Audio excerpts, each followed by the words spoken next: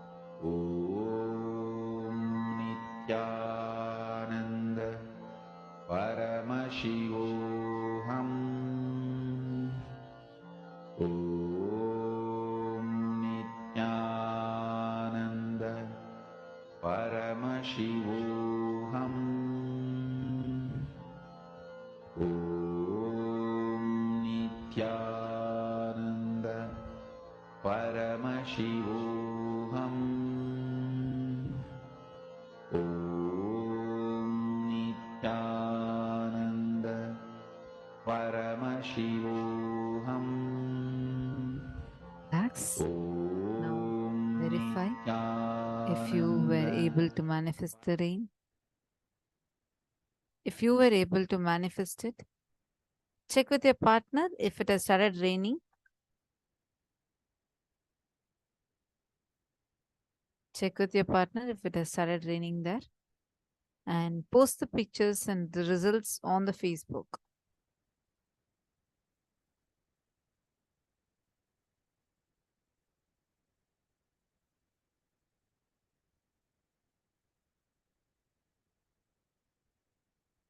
Ma Geeta Devi has posted, we can manage without food doing nirahara for 2 or more than 2 days.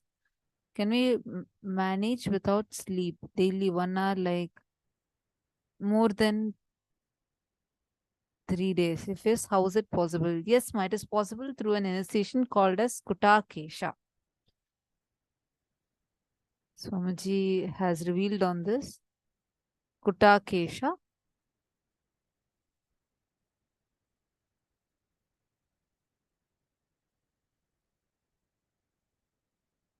we'll actually learn about this. Let's first understand about will persistence, then we'll share with you about Kutakesha. Actually, that's the very next session we're having. Swamiji is going to be taking us through the understanding of what is will persistence. Wow, Ma Mugdha Sharma saying it's already raining here. Wonderful. So you manifested there, Ma? Great. Congratulations if you have manifested. Now let's enter into the next session where Swamiji is going to be revealing about the Paramashakti, the ultimate power which is through will persistence.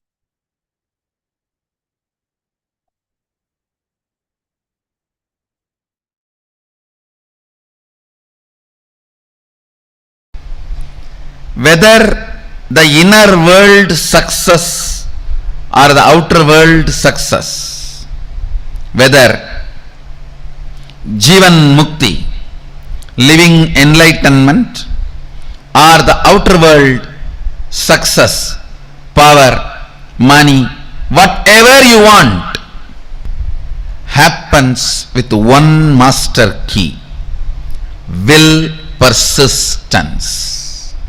Listen.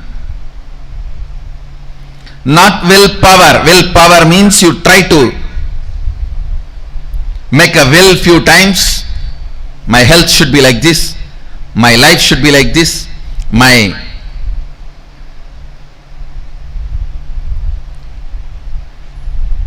business should be like this. You make few will with the clear idea it is not going to be successful. And when that fails, you think, oh, it is not for me, this is not for me, and you collapse. That is what I call willpower. Actually, it is will arrogance.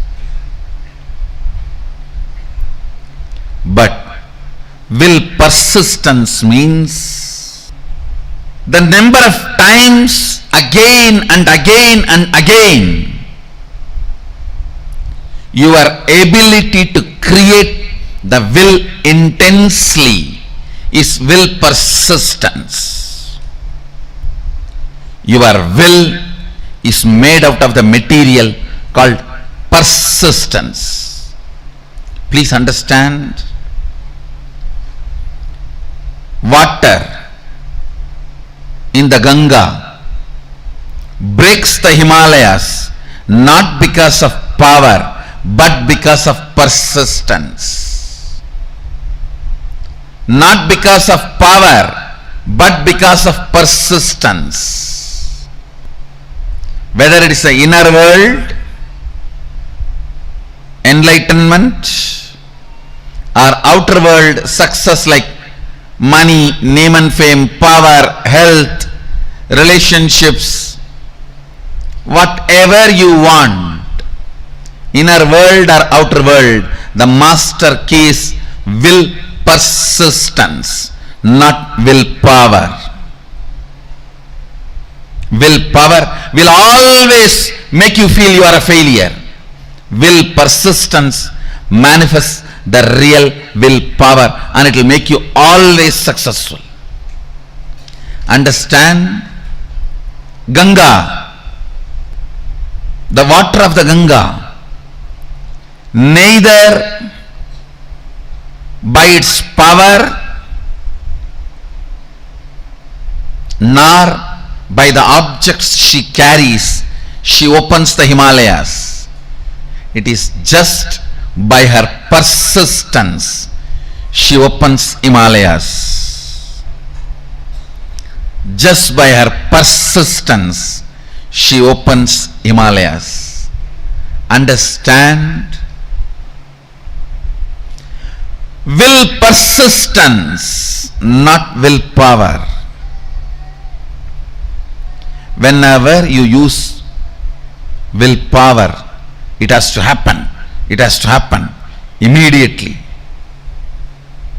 Always you have the shade. No, if it's not, what will I? It means already you planned for failure. And when it collapses, you are confirming this willpower and all is not going to work for you. You don't have either you don't have willpower, or you feel that will not work for you, or you will feel that is only for others, or you will feel this much only is me, it may be for others. Only when you know the science, why it works, when it works, and when it does not work, that is the only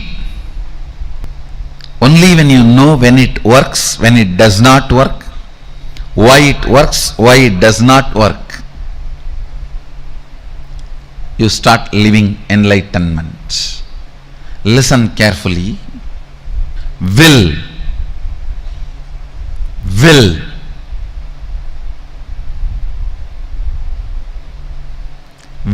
persistence means manifesting enlightenment and powers. If you decide to persist, that moment power starts manifesting. You don't even need to spend your whole life on persistence. Persistence is your decision without self-doubt. Persistence is your decision to persist.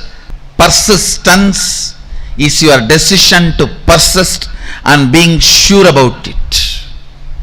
Willpower, when you use just will, you are not sure about you, what will happen if it goes this way or that way. With will persistence, you are sure anyhow how you are going to be. Look at every step in your life. All your patterns of withdrawing from life, all your decisions to withdraw from the life comes from your will arrogant decisions.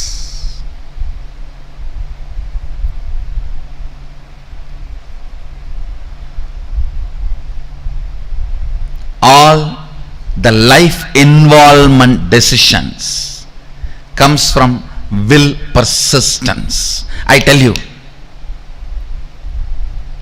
whether inner world or outer world, life is all about how much you are intensely getting involved. That's all.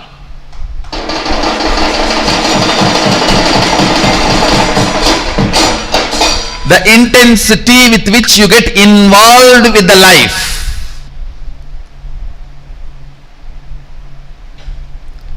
Intensity with which you get involved with the life.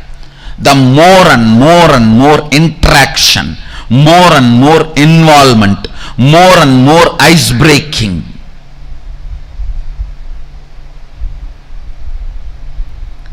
Will persistence is all about life. Life is all about will persistence.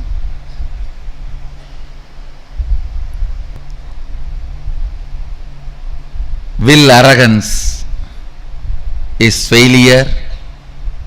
Will arrogance means I'll try to create a will. If it is successful, then I'll believe this philosophy. If it fails, if it does not click, then I think this philosophy is not for me. This does not work for me, or I think this does not work for anybody. All this is what I call will arrogance. Let me check out how it looks, how it feels. The one and only way you will build will persistence is through Sangha. Sangha teaches you the science of will persistence.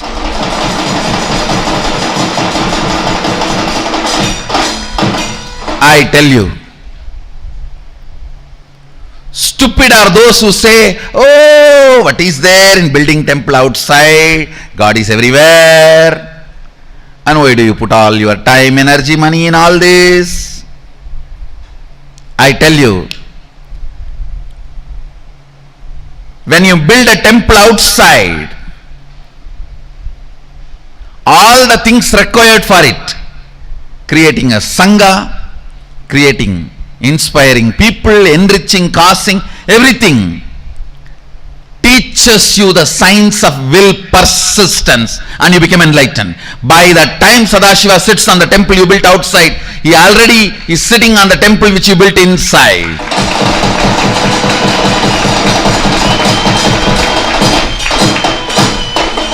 I tell you, anybody wants enlightenment, build a temple, you will have it.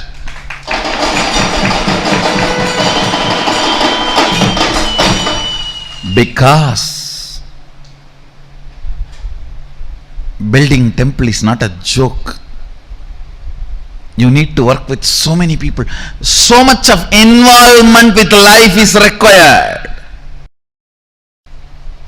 And I also commit with you guys. Get involved with life. Get involved with Sangha in a very organized, systematic way. I am responsible for your enlightenment and manifesting powers. When I say I'll do it. When I say I'll do it. Will persistence does not take time as you think before practicing will persistence. You always think, oh God, will persistence means I have to persist whole life. Actually, your whole life is nothing but the moment you have in your hand. Persist in that few moments you have in your hand. That's all is required.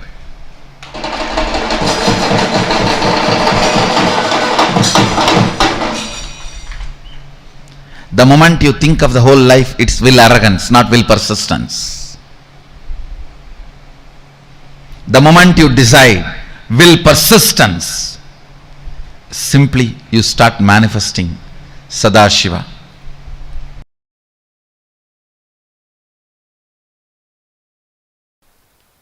When I say the word will persistence, I do not mean you need to sit for years and years and years. No. It is a simple decision of more persisting. Listen carefully. Listen. This is the essence of the whole session. This is will persistence means decision not to give up on you. Decision not to give up on your intention to be. Listen. There are only two parts in your inner space. One, will persistence. Another one, giving up. Either you give life to the thought current of giving up or to the will persistence. Your decision to give life only to will persistence and not to give life to giving up thought current is all I call will persistence. Listen.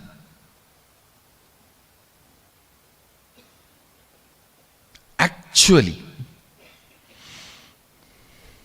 it's too easy. The truth is, it's too easy. Because you are giving life to giving up thought current, then persistence. Giving up thought current, then persistence. That is when it becomes complicated. It is like you create a terrorist group for some purpose and then you send your army to kill them. You create a terrorist group and then you send your army to kill them. Then world will never have peace. In your inner space you do the same political game.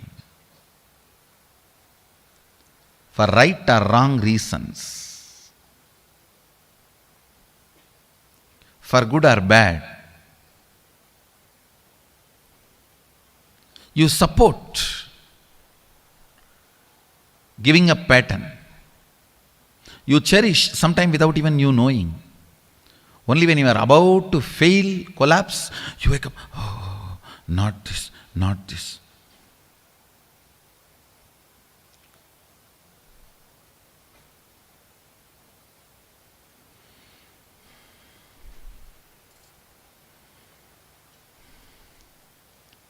Having an alarm in your life to remind you and hold you without letting you fall is equivalent to having a guru.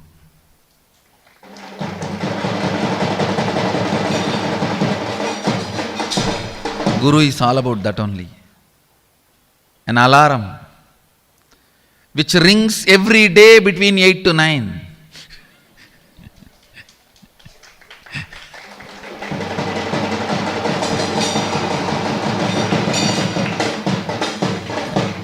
Reminding you constantly not to fall.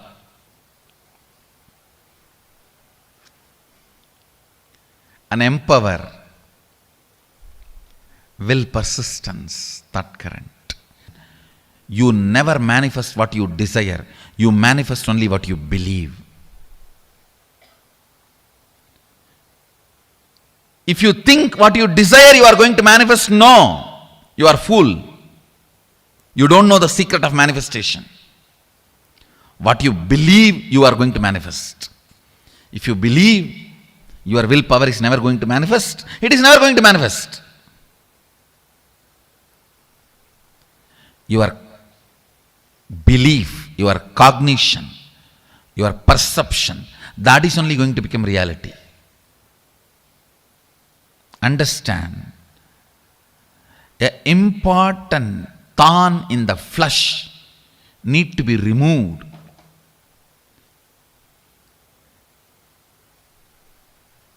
The pain point need to be removed from your inner spaces.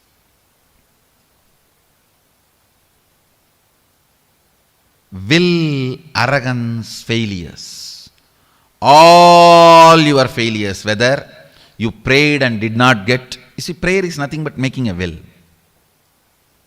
You prayed to God something and did not get it, or you sincerely tried and did not achieve it, or you created a space and it did not become reality. All this and all the pains accumulated around this is all about will arrogance. Listen, it is all about will arrogance.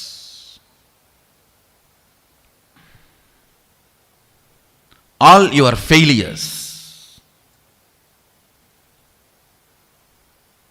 whether you failed in your own sadhana, spiritual practice, or you failed in your prayers, you failed in your efforts, you failed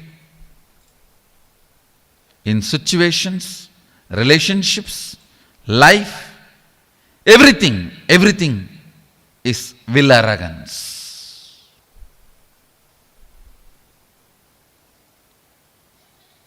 If you understand, by its nature, will arrogance cannot become reality. By its nature, will arrogance cannot become reality.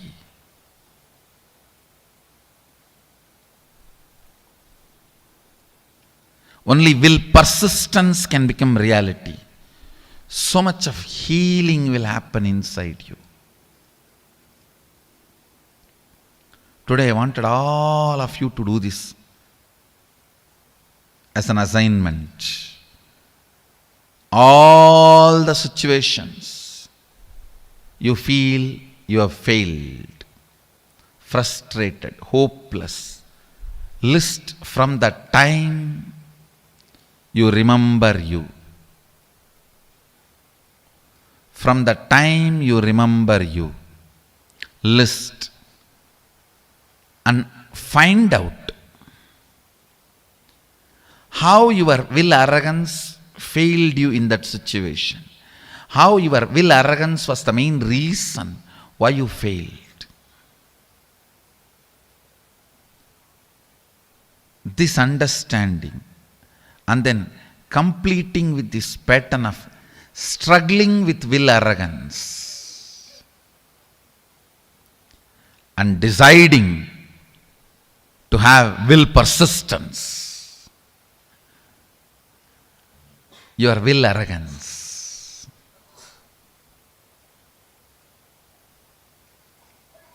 is the source of all the pains.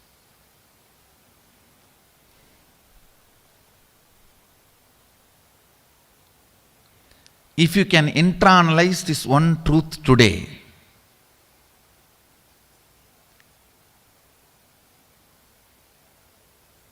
tons of past sufferings will be healed in you. I wanted all of you to do this as an assignment today. From the time you remember, you write down all the failures, frustrations, hopelessness, situations when you collapsed, when you gave up, when you felt you have not achieved what you want, you felt loss, whether it is personal, health, professional, career, life, prayers, spiritual, anywhere. Pen down all the failures and analyze each one. How the will arrogance collapses you, fails you. Will arrogance means trying half-heartedly, failing, and then blaming yourself. You can never achieve it. Trying half-heartedly, failing, and blaming yourself, you can never achieve it. Vicious circle is will arrogance. Virtuous circle is will persistence. Will persistence means deciding whatever happens, I am not going to give up till my intention to become reality. Nothing can stop me. If my intention to be is Shivoham, till that happens, I am not going to give up. I am going to be persisting. The will persistence.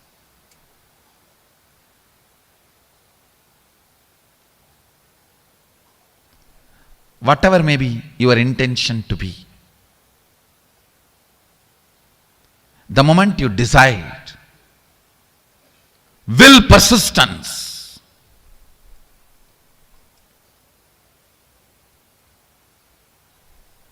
you will see so much of healing, healing, healing, powerfulness, powerfulness, powerfulness.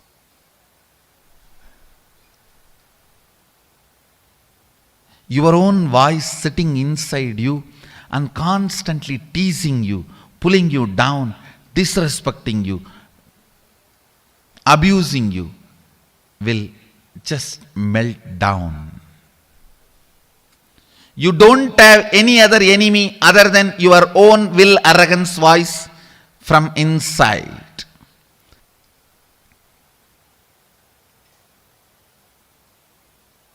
Today do this assignment. This ironing out will heal you so much. You will be ready to manifest all the experiences and powers of Sadashiva. Align here. Start this assignment today. Start this assignment today. To complete with all the pains, ideas, neurological, psychological, physiological, physical, hormonal ups and downs you generated in you, which goes on trying to make you believe falsely that you are not your intention to be. Complete all of that. After finishing the assignment, you will simply understand it is just dash dash dumped on you by your will arrogant lifestyle. Actually, I want you to do the assignment here.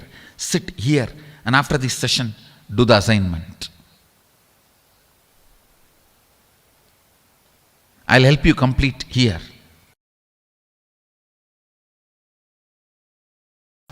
Bringing pure questioning back to your life, bringing seeking back to your life is what I call completion.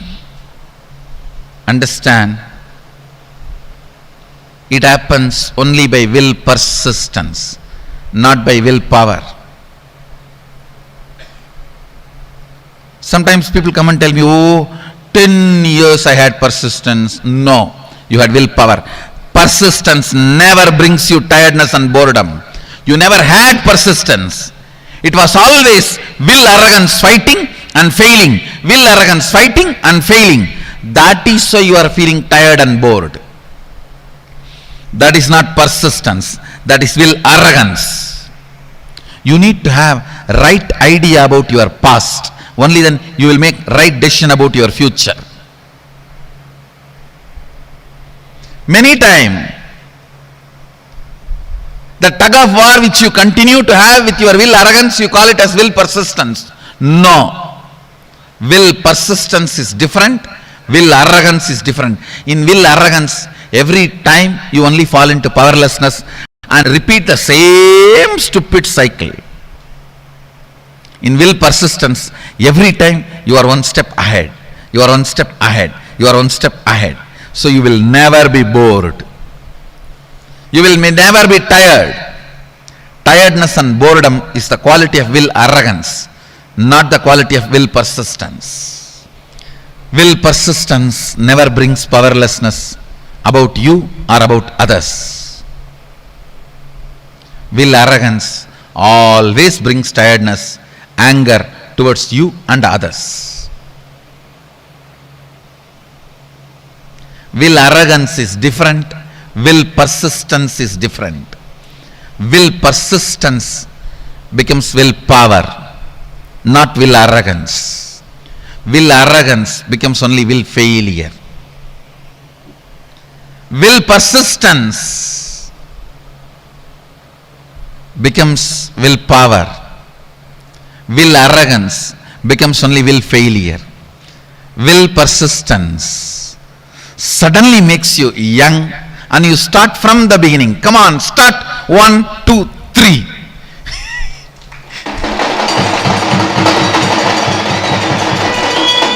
Will arrogance makes you feel tired about even the things which you never practiced, but just you imagine you tried. I tried.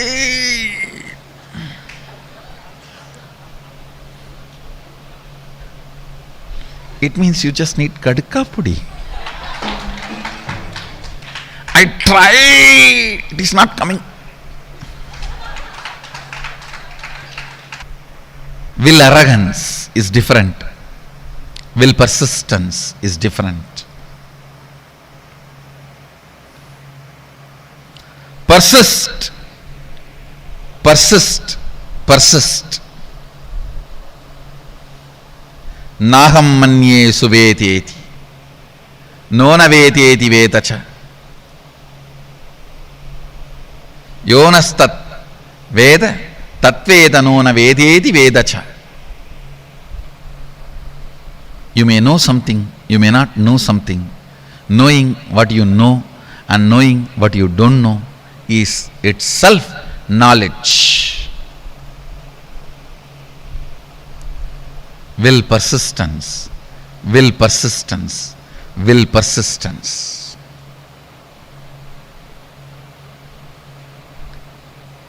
Nothing else need to be done in the world. Just the will persistence will awaken you to you, will raise you to you. will make you realize you to you.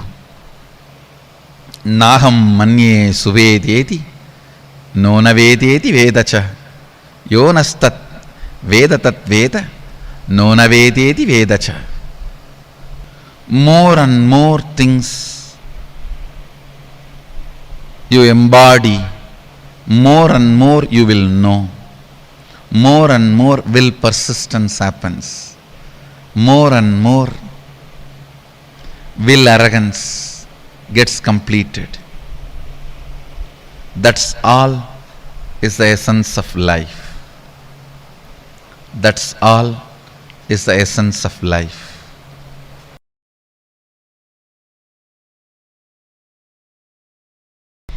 At certain level,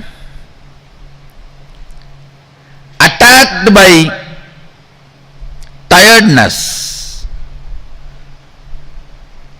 self-inflicted boredom makes you feel you know it. That's all can be known. You give up on you and you feel everything is okay. I have seen this during the manifestation of powers. People actually fight with the so-called willpower. It is not willpower, will arrogance. If I make it now, it has to happen now. If it is not happening, then it's not for me. Leave it. Willpower. What do you think as willpower? Is nothing but will arrogance. Real willpower comes by will persistence. When you are bit by the snake called will arrogance, and that poison spreads inside you as tiredness and self-inflicted boredom. I've always seen this. When people first start seeing me, they're all excited, go gaga about all over. If they don't convert that excitement into responsibility and assimilate it as part of them, then slowly,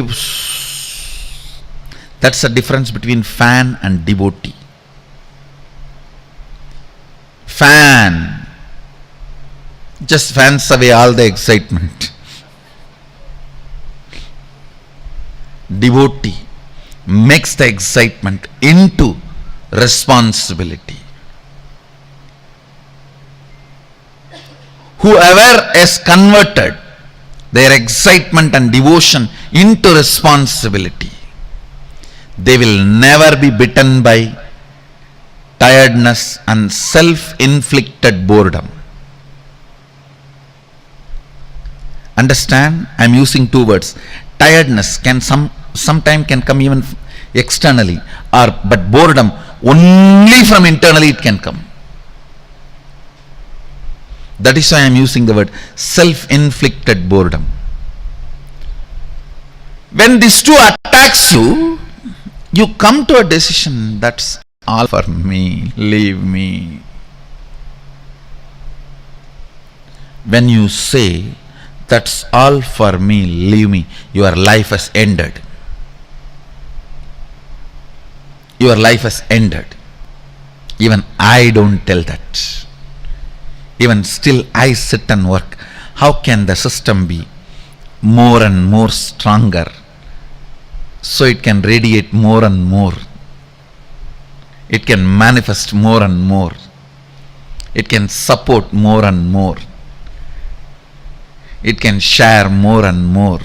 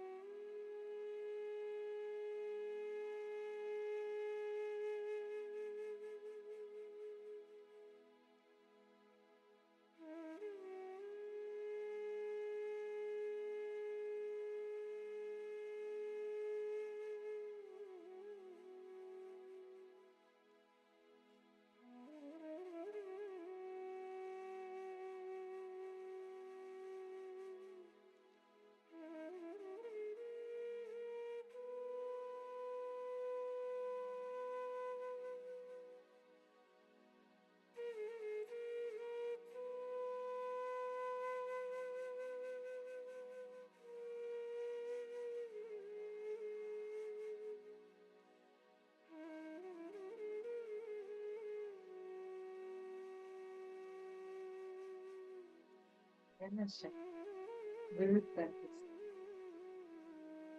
So beautifully, law breakers describe this to us.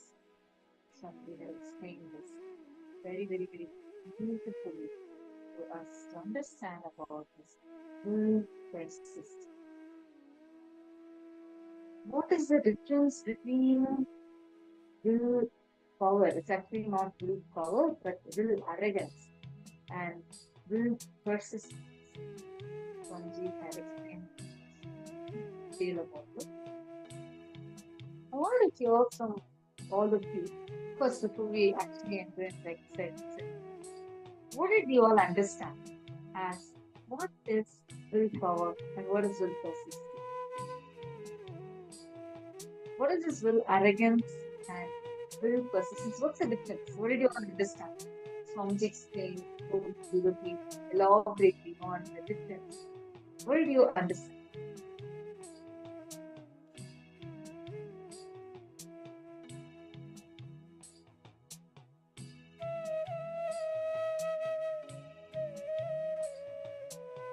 Take a few minutes and each share that.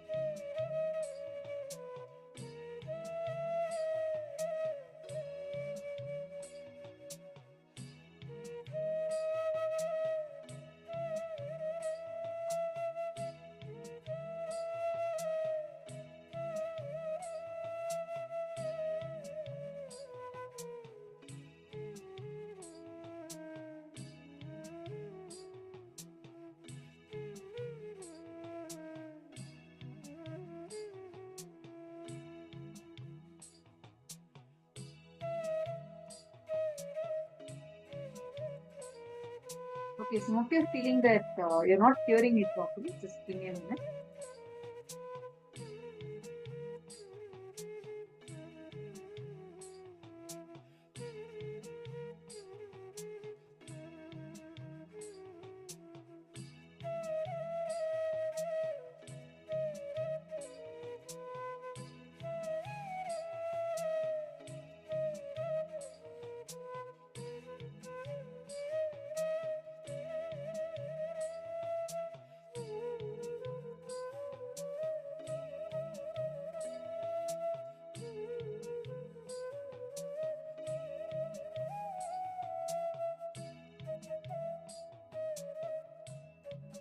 Nithyanandam, is this better now? Are you able to hear me better? Is my audio more clearer for you?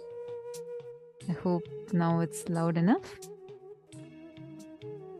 Nithyanandam, thank you, Ma, for letting me know. Perfect. Okay, thank you. Ma Stephanie, thank you for letting me know that. Okay, now let's understand this. Very beautifully, Swamiji had explained to us on the difference between what is will arrogance and what is will persistence. I just wanted to hear from each one of you. What did each of you understand? Come on, take a few minutes, see what is happening otherwise, as I'm noticing that some of you who have been regularly attending the program, when you do not take the cognitions and make it as a part of you, there's a small attitude that starts developing. Yeah. I know this. I know all of these things. You don't know, I know this thing from last so many years. We start developing such cognitions inside of us. So you first need to actually come out of it. And we need to hold on to will persistence. Will persistence is that key that you need to hold on to, which you really, really need. I really want each of you paraphrase and post your understanding. What is this will persistence, and what is this difference between will persistence and will arrogance? Come on, take a few minutes now.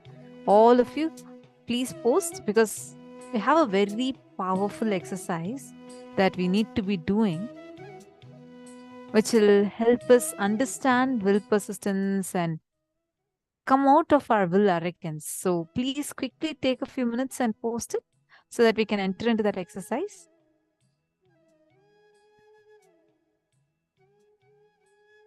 Okay, Magita Devi has posted.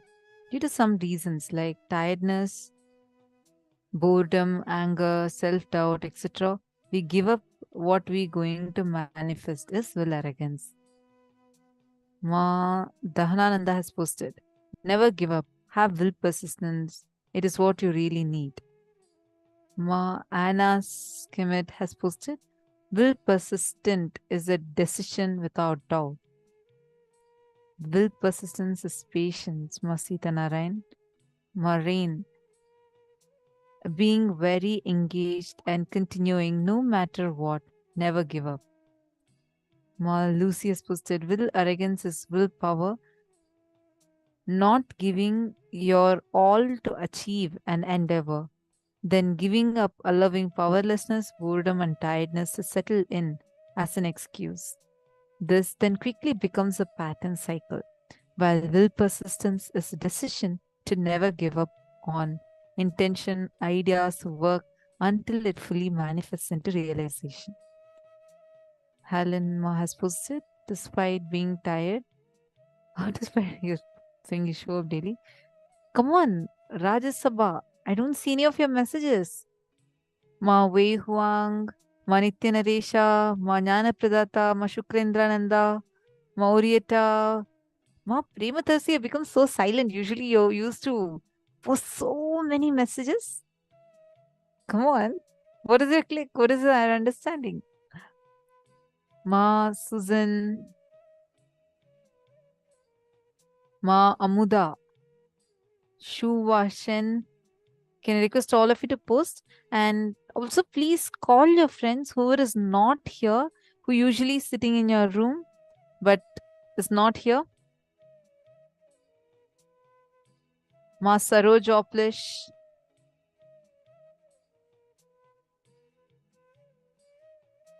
All of you please post. Ma Shri Lakshmi has posted. If you fail, it's just will arrogance. Oops. It's just will arrogance, not will persistence. Will persistence never fails. Will persistence overcomes will arrogance. Ma Diana. Okay, Ma Indra has posted. Will persistence is taking you on a side which is not beneficial. Will persistence always takes you to a higher level. Okay. Yes, sorry, Ma Susan. I saw another participant and called out your name. Sorry. I saw your response earlier itself. Then I realized, no, I'm calling a different participant.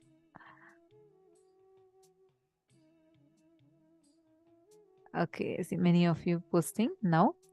Listen to this carefully. The difference between will persistence and will arrogance. Now, you want to sit and manifest powers. You want to really do the power manifestation. And you're like, okay, so far I have tried many times. It's okay. I'm still again going to sit, going to manifest. Let me sit. You sit. You're almost ready to manifest. Suddenly your past failure, the same way you had sat last time, but it did not work out for you, that visualization pops up. And like, no. Then one more memory pops up. Again. And like, oh God, I may not be able to do. You're inside, you're screaming, outside you're telling, no, I'm going to do. You're trying to sit. I had to not give up. I had to try. But there is a fight that goes on within you. There's like a conflict, pulling and pushing, and all theatrics are happening within you. And you feel like, God, it's just so much. I don't think I can do it.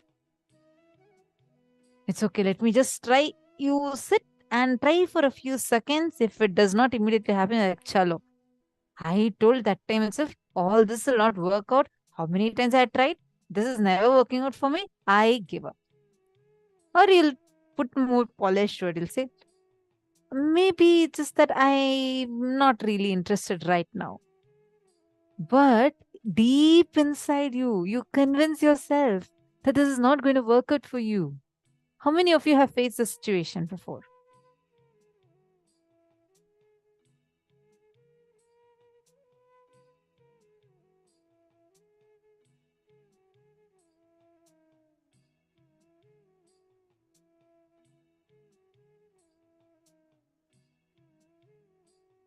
I see many of you putting yes, Mima, okay. Rajya Sabha, Nithyanandam, participants in Sarvanya Pita Manifestor's room. I request all of you, Nithyanandam, please intensely participate in the session. It's too important.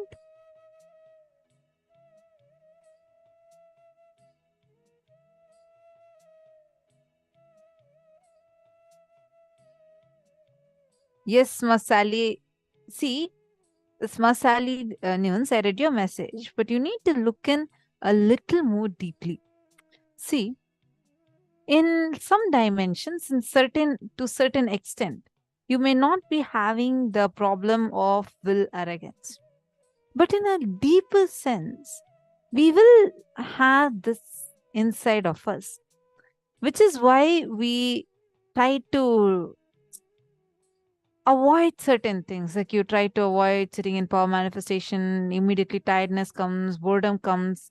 I know many of you who are there, even if it's your midnight, even if you're feeling so sleepy, you sit up, stay up and sit here.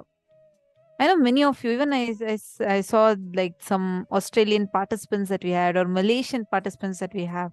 Many of you do this. But in a deeper level, you need to come out of this will arrogance attitude. It's not for me, is will arrogance. Yes, Ma Dahanananda, that is true. Now, good that many of you have acknowledged and identified.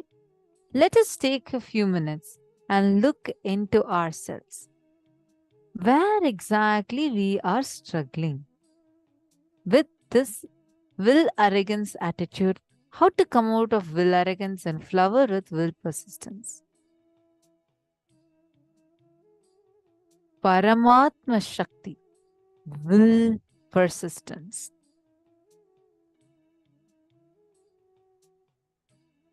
Let's first understand, like, you know how they say, if you have symptom A, B, C, then you have this disease. Like that, let's identify what are all the qualities or symptoms that you have when you carry will arrogance, and what are the symptoms you have when you carry will persistence. Ready?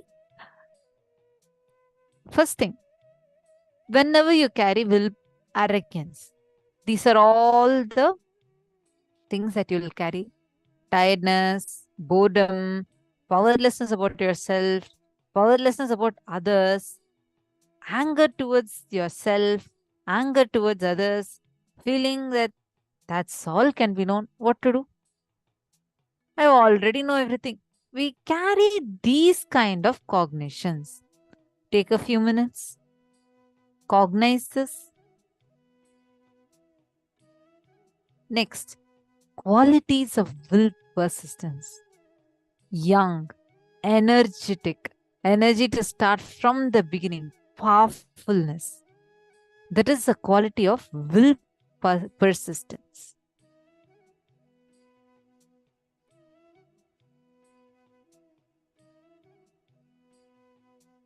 From the time you remember yourself,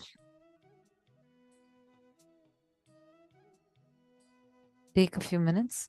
From the time you remember you,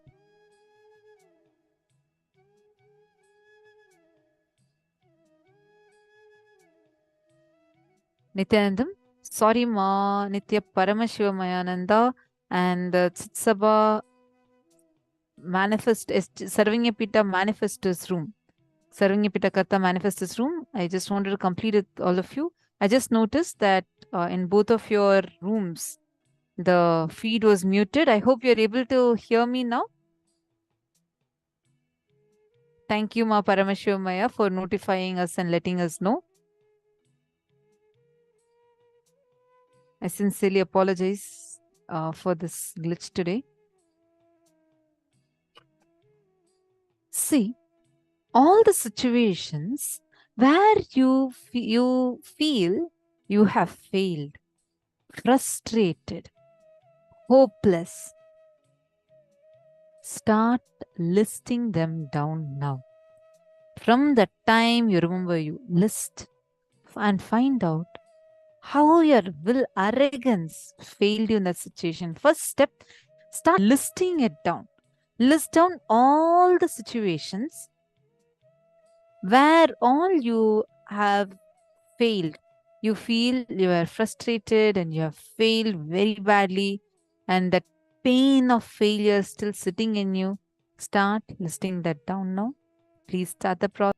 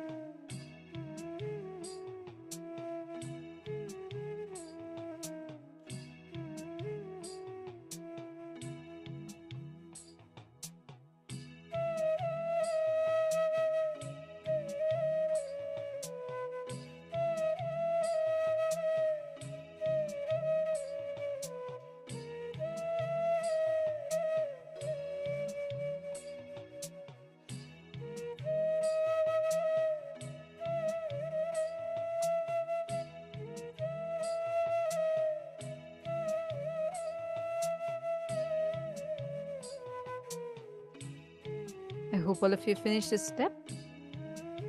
Listen carefully.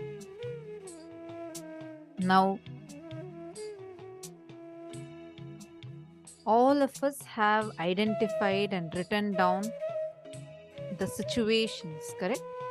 Have you all written down the situations where you were having will arrogance in you? See, many times this actually stops us even from manifesting powers, manifesting your reality, multiple levels. This actually stops you. I'll give you an example. I have shared this earlier also.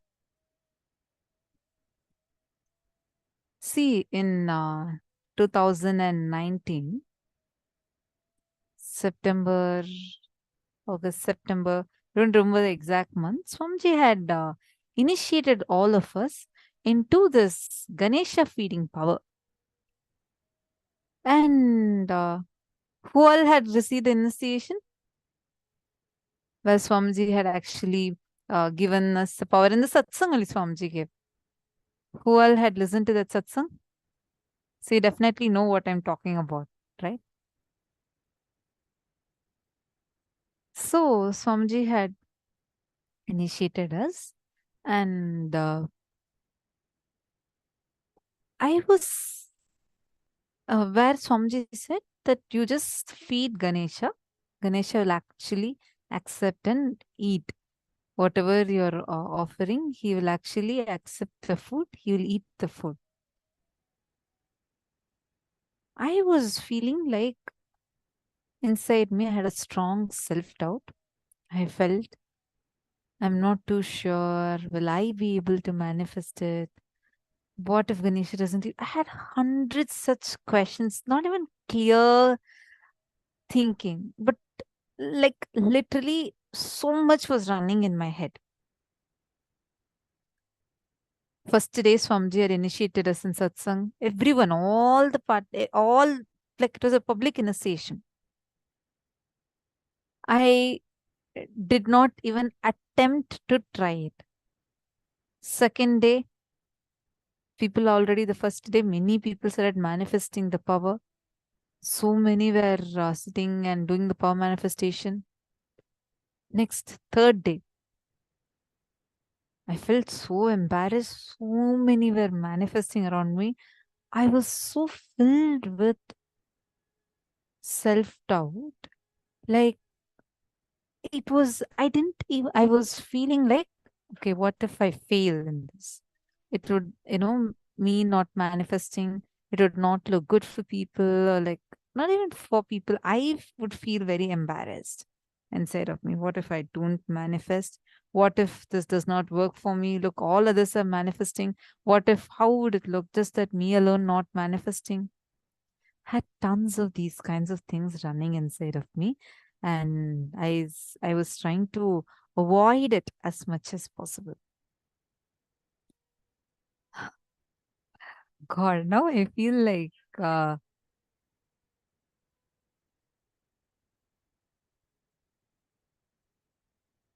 now I feel very like, oh God, did I do like that? So at that time I felt like I didn't even want to attempt it. Third day over, so many like people were showing Ganesha drank milk from their spoon, and he drank water, he ate the Naivedyam. Everyone, even all the people living around me, everyone had manifested. And they asked me if I manifested. I was just smiling. I didn't say so. No, I didn't even try it. So I said, I'm going to do. Especially when so many people are manifesting around me and I am not going, and I started thinking, I will not be able to understand. This is what happens. First of all, I have not even attempted.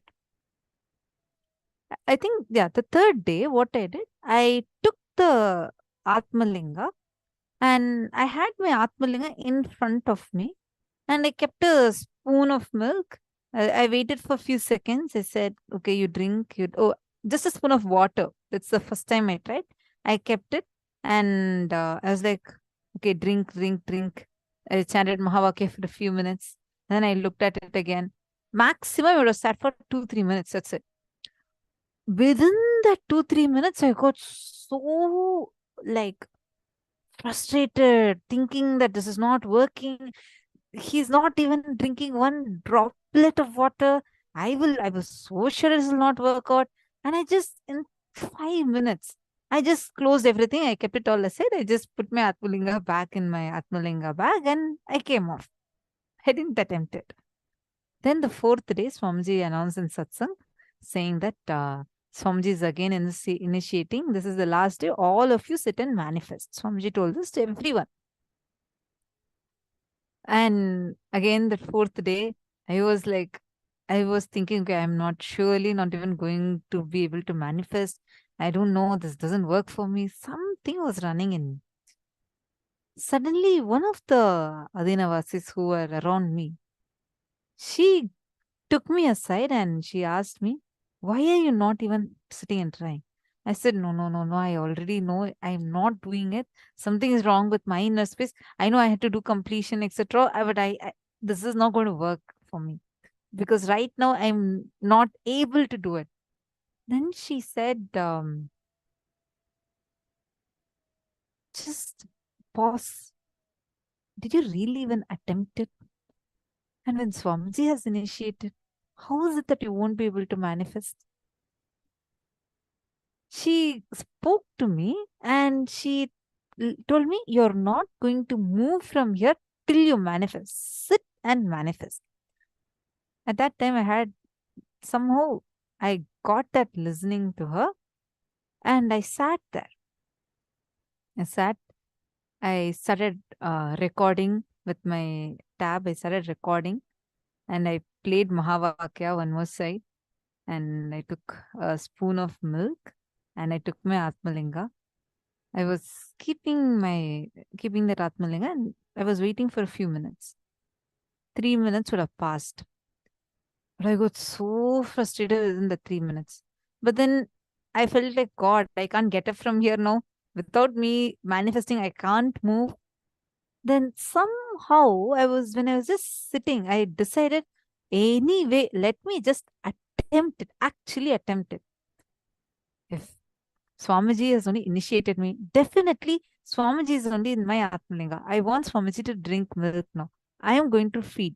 And I just sat and I was chanting Mahavakya. Somehow a click happened in me. I felt like without manifesting this power, I will not move from here. When the moment I sat, maximum, the total duration I would have been sitting till that point was some 7-8 minutes. That's it. The moment I decided, my Atmalinga literally jerked a bit and the milk in the spoon just disappeared. Swamiji just drank the entire spoon of milk. I was like, God. All this while, I was stopping my own experience. I was stopping this powerful breakthrough. If I would have just done it the day Swamiji said, just that very first day, I would have already had this breakthrough. That whole thing was me putting myself in delusion because of full arrogance. The moment the cognition shifted to not that it has to manifest immediately, but Swamiji has told, definitely he is the one who's going to manifest. Let me just sit and let him manifest through me. That one decision, understand, Swamiji gave me such a powerful breakthrough. And you know what? I posted this on Facebook. I posted just a video recording of it on Facebook. And immediately, Swamiji, the first person, like as soon as I posted, Swamiji gave a like to it and Swamiji put blessings for it. I was like, God, Swamiji is just with me. He just did the Leela here and he comes again and blesses. Understand? The moment you decide, will persistence. When you understand all your past failures till now, whatever you have failed in, complete with all of that. This moment, you have a fresh slate to start. You have a fresh moment to start from. Sit with will persistence. No matter what, I will not declare failure. I am going to persist. I will persist and I will make it happen. Who has not failed? Tell me. Who has not failed? Every successful person you see. See all the people that are being successful. Whoever in your whatever definition fits as being successful. Everyone has been through failures. The only difference is they did not give up and you are giving up. What is success? What is failure? The moment you give up and you declare, okay, chalo, done. I feel that's it. Nothing is going to work for me anymore and I'm failing. That is the failure. How many of you are understanding this?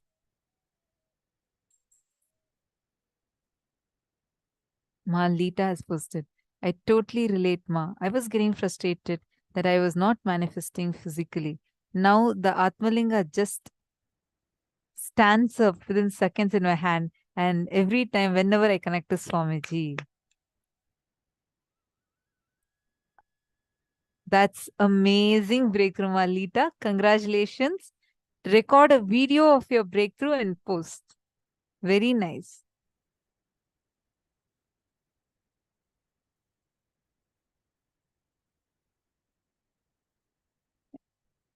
Ma Harleen has posted, it's programs like these that encourage individuals to will persist. So beautiful, like a miracle. Now it's rainy. Ma Anand Sagra, congratulations. You have had a breakthrough in your manifestation. That's wonderful. You have manifested rain. Great. See, understand this one thing. The moment you decide to have will persistence in you, the moment you decide to have will persistence, you will see how the will arrogance that is sitting inside of you will simply disappear. See, in all your situations you're listed out, it's always your will arrogance that failed you in that situation. How your will arrogance was the main reason why you failed it. This understanding and then completing with the pattern of struggling with will arrogance will help you to manifest will persistence. Sit right now, take a few minutes. Have you all been able to identify where exactly you're struggling with your will arrogance? It was my will arrogance. I did not even want to attempt it. I was so afraid of failing that something in me stopped me even from doing the process properly. I didn't even do the process.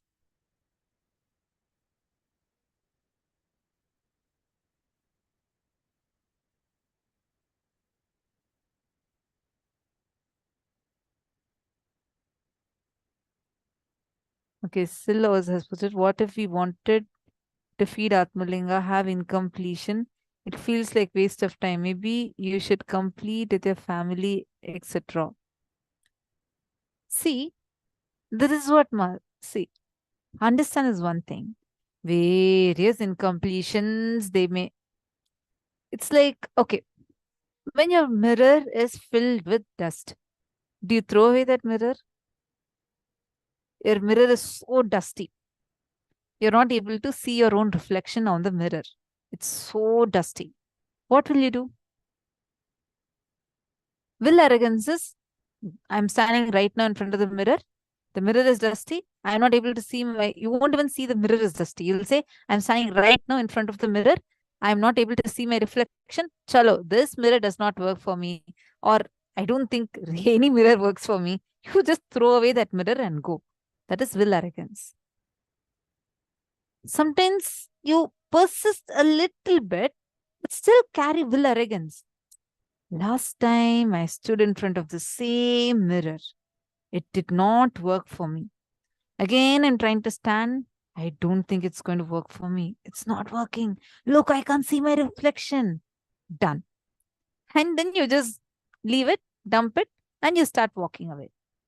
Understand, either of these attitudes would not work for you in your life. Will, persistence. When you keep seeing, what is the issue? Why am I not able to see my reflection? You'll understand, hey, it's just some dust on the mirror. The mirror is not spoiled. It's just the dust covering it, giving the illusion that it cannot reflect. You will just take a cloth and dust the mirror and see your reflection. That's it. That decision to persist till you do it is will persistence. How you, when you go and see the mirror is dusty, you'll just wipe off the dust. Same thing do with your incompletions. The space of oneness is continuously there in you. You will be able to manifest your powers. You will be able to manifest what you want. All this is really possible. Just decide to persist. No one in this entire world, see any human who has been successful, leave human beings. Look at incarnations. God. Look at Swamiji's life. The amount of persecution, torture that he had to go through just because he decided to revive Kailasa. Did he give up? At any point, people would have even committed suicide if they were in that position. But did Swamiji even give up on his vision? All that people are threatening Swamiji with, just told, Swamiji, you just declare yourself as secular. We will not have any problem. Declare yourself as secular. We will spread the news how that whatever told previously all was wrong information. We will stop harassing you. But just declare that you are secular and not a Hindu. That's all they asked for. It was matter of his life. Did he give up? Even once, did Swamiji give up? No. Never. Not even once. Understand? Never once Swamiji gave up. Anybody who has been successful, they are successful not because they didn't fail, but they did not declare a failure. Swamiji is successful and continues to work because never once he declared anything as a failure. Instead, he became more and more intense.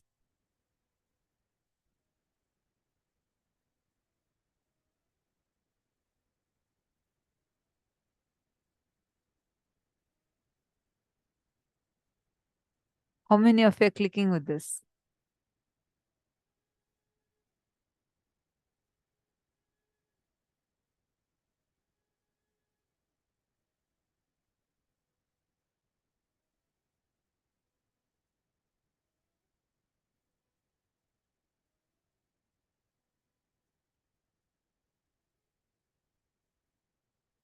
Oh, Marcellus is asking, why do you mean even if you have incompletions, once you get into oneness, it can happen? Yes.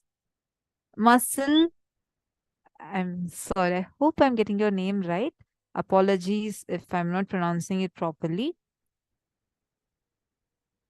Even if you have incompletions, see, the thing is, these incompletions prevent you from entering into the space of oneness. But if you have strong Guru Bhakti, nothing matters. Hey, understand.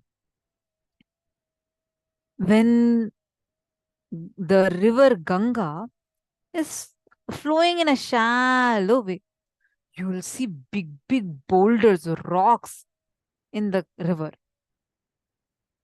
But the moment Ganga just floods, all those rocks will simply disappear because she's overflowing, flooding. Same thing.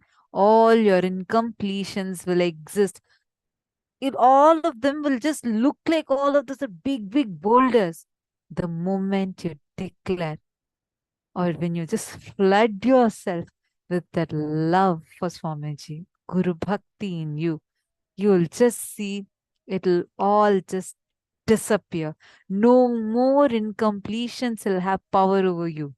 How many of you, when you're sitting in the darshan, you're noticing that it's like none of these things even touch your inner space?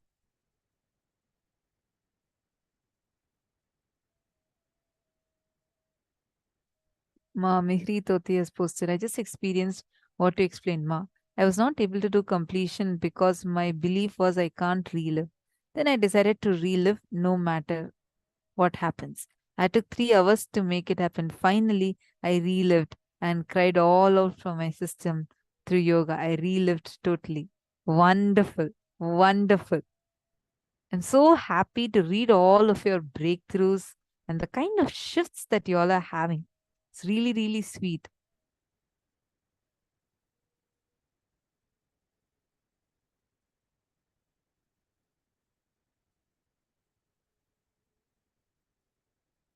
Great, Marcel. I was happy that you're understanding.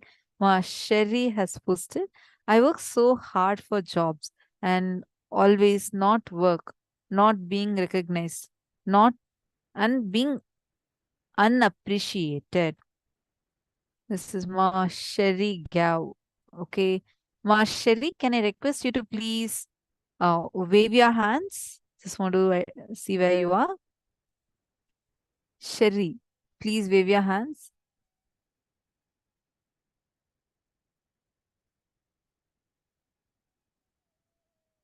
Okay. Can you please come on camera, ma?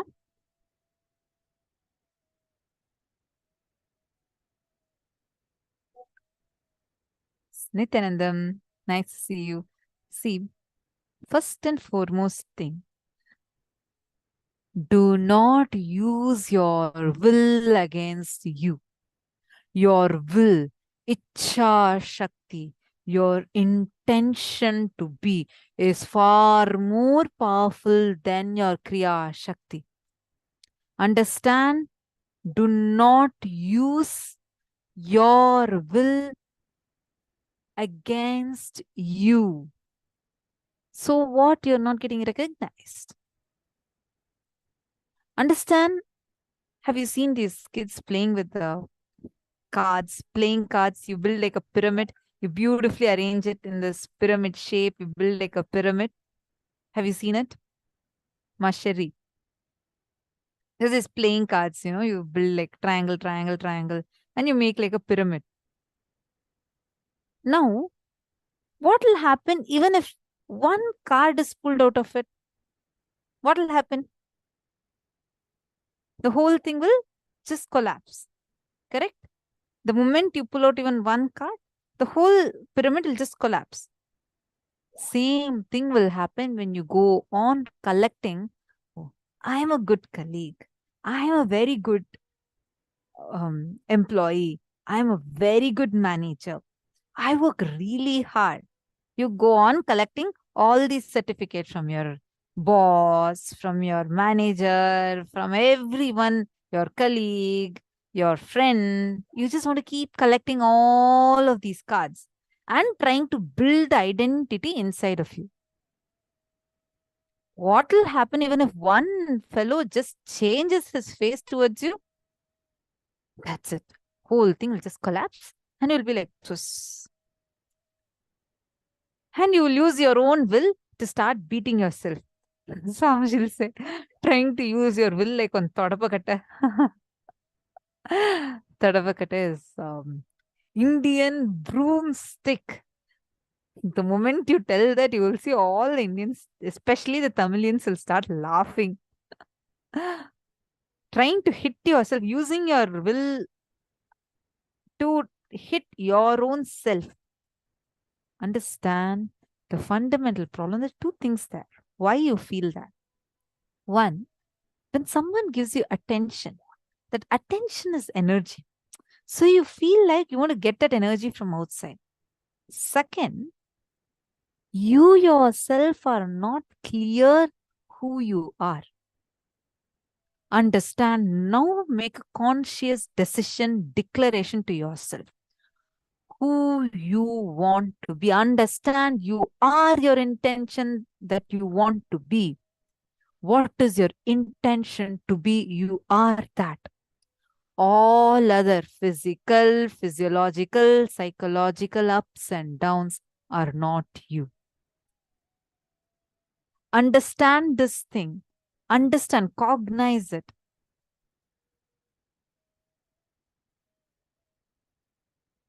Are you understanding? The first thing you need to do is complete with all your past failures where you felt, when was it earliest time? You felt that I'm not being recognized. I feel life is very partial towards me. Look, my friend is not even working that hard. She's getting promotion. I'm working so many hours. I work 16 hours in my day. She only comes for 8 hours. That also does in a very relaxed way. But she's getting all the recognition. And my boss is not even giving me any kind of recognition. Just understand. Go back to when was the first time you felt this powerlessness in you. Probably when your mother was giving more attention to your sibling than you. Your brother got to have more chocolate, have his favorite car, but not you. Go back to that situation. Sit, relive, and relieve yourself from that. Identify how in your past, what you feel, what you consider as your failure, look at it. Am I having will arrogance in that? Look at it and identify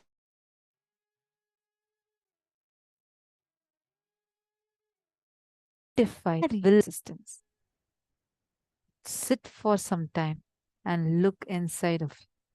Really, it will just relieve you from all that past pains and sufferings that you're struggling with.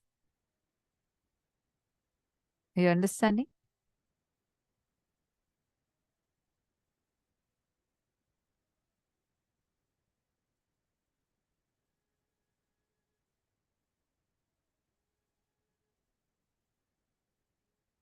This will give you a powerful shift, powerful breakthrough inside of you. All right. Now, male participants that are here sitting with us, can I request all the male bodies to please come to Facebook and post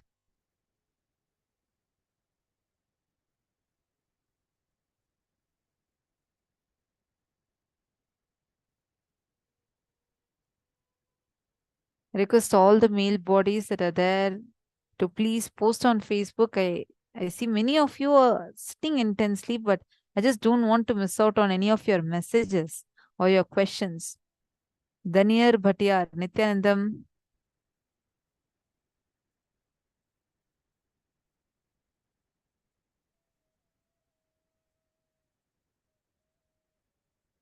Daniel Bhattiyar has posted, every time I think about giving up something, I remember this satsang. Very nice.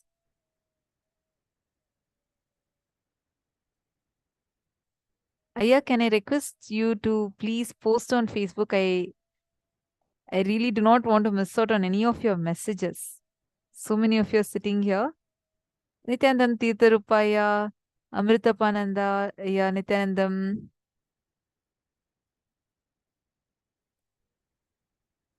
Dario, Alex, Nityanandam. Ma Sadashivamai, Nityanandam. I see you sitting in the male side room. Ma Sadashivamai, Nityanandam.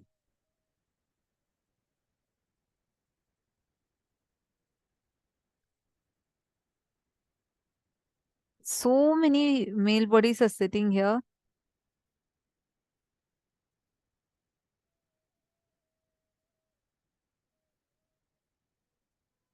Sorry. And the participants sitting in the male body's room, are all of you able to hear me?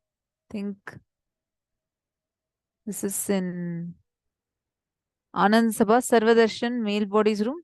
Are all of you able to hear me? Aslim, Laurent, and Keegzin Wang, Shi Fongson. Are all of you able to hear me clearly? I see that you all are having some issues with audio.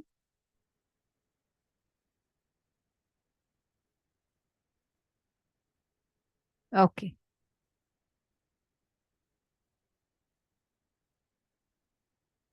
So far, are all of you able to hear me? See, I know that since it's male body's room, we are not really logged in there. The female body's room, we are seeing the chats. So all the male bodies, I request all of you to make sure you're putting it on the Facebook. There's a Facebook group called as Paramashivoham.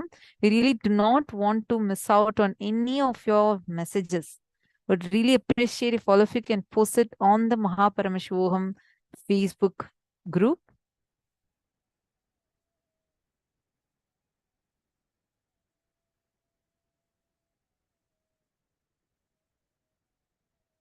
Ma Lucy, I'm not sure what question, Ma. I request if you can post it on the Facebook. Okay, let's now.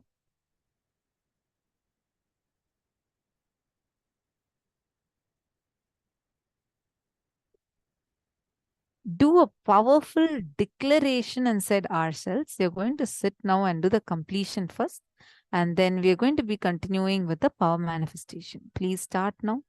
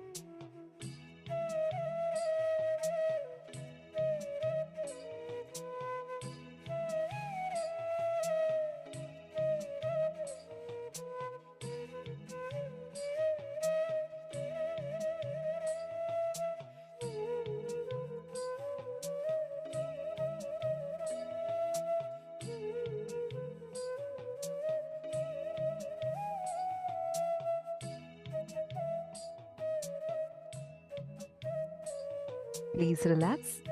Now, with this will persistence that you declared, no matter what, I am going to persist till I manifest this. Understand? Will persistence. Anybody who takes this decision, you are reborn today. With this will persistence, you're going to decide and start the power manifestation next. And we have a very beautiful gift from Swamiji for this session. And don't worry about the link, because we're going to be emailing the gift to you. We're just wanting to announce what gift you're receiving. Don't worry about going to the link right now. This is a book on why intensity. Very, very, very beautiful book from Swamiji.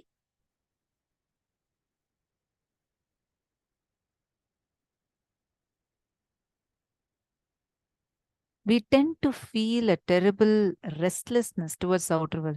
Oh, I have not done this, I have not done that, and so on. The same restlessness, when it is directed to that inner world, it is called intensity. You do not know what is happening. You do not know what should be done, but the deep dissatisfaction about what is there in the inner space is what Swamiji says as intensity. Now, you all can, in your email today, you're going to be receiving this book as a gift. Why intensity?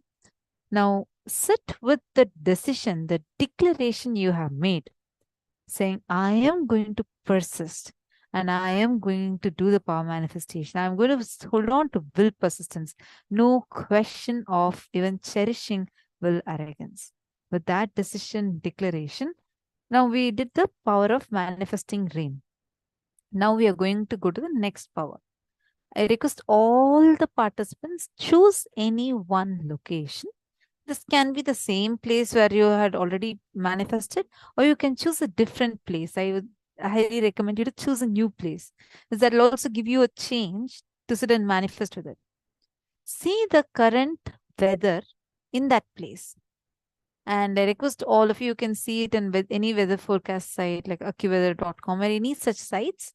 Just see the current weather. What is the weather in that particular place? And take a screenshot of that weather and post it now on the Facebook group. Please start. I request all the participants to do it. All the participants that are here sitting with us, please post on the Facebook.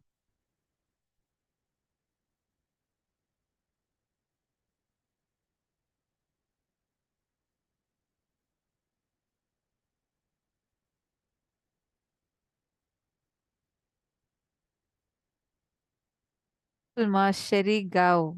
Very nice. I just read your message. Make that declaration. Hold on to your declaration. Understand how Swamiji says, right?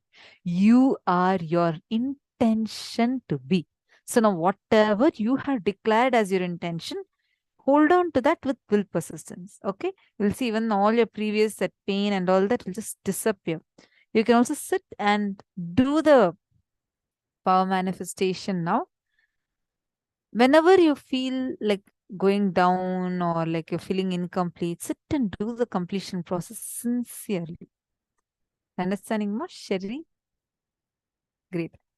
Can I request all the other participants, please go to Facebook now and post a screenshot of the weather. Which city are you going to be manifesting it in?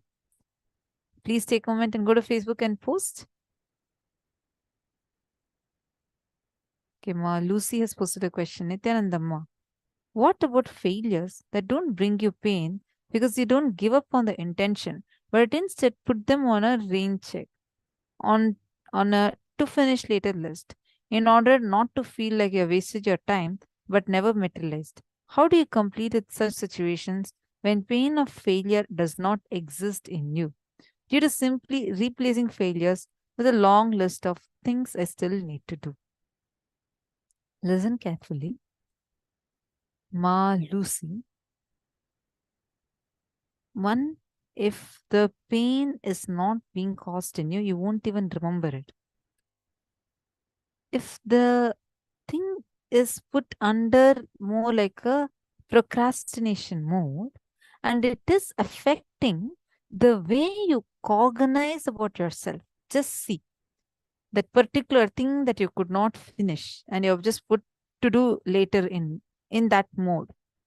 Does that have an impact on how you feel about yourself?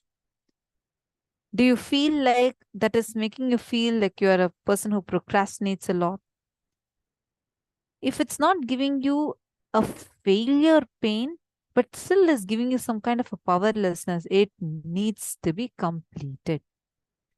And if it's a procrastination, declare to make it happen, or decide to at least complete with it, so that non-integrity, you're not non-integrated to yourself.